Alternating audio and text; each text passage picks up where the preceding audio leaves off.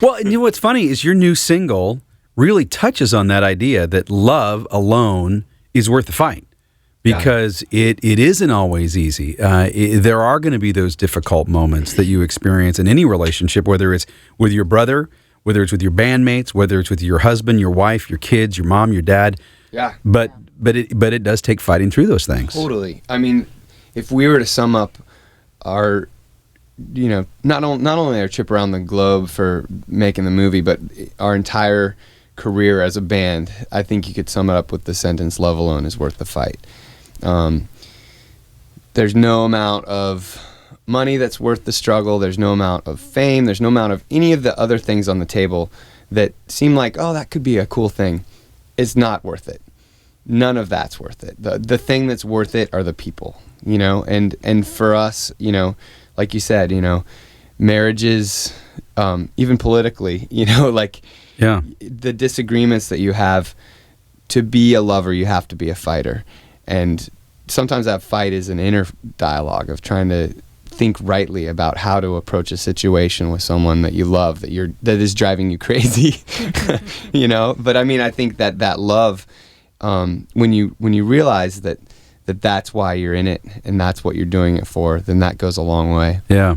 What was it that gave birth to that song? Why did you feel you had to write that song? Was there a situation, a circumstance you found yourself in, or? I think you things go wrong all the time. Today, traveling, everyone's got their travel stories. I don't have a guitar right now because Delta's got it somewhere. Oh, no. But, and those are the little things that get under your skin. And then there's the big things that Tim talked about, emergency surgeries, family members passing away, people you love. That's what life is we think that we think that we have it all ordered into these neat boxes, and then something that is outside of our plan breaks through, and we realize, oh, we have very little control. Yeah. And so for me, those are the things that you realize we can call that a struggle, we can call that a challenge. But when you have a motivation that's beyond the challenge, for me, that's what inspired the song. I think a lot of our songs are written in that tension between the already and the not yet. Mm-hmm. As a believer, you believe in, the kingdom of heaven is at hand. Yeah. But then there's all these elements that are very apparent that it's not fully arrived. Yeah. And so that's where that song came from.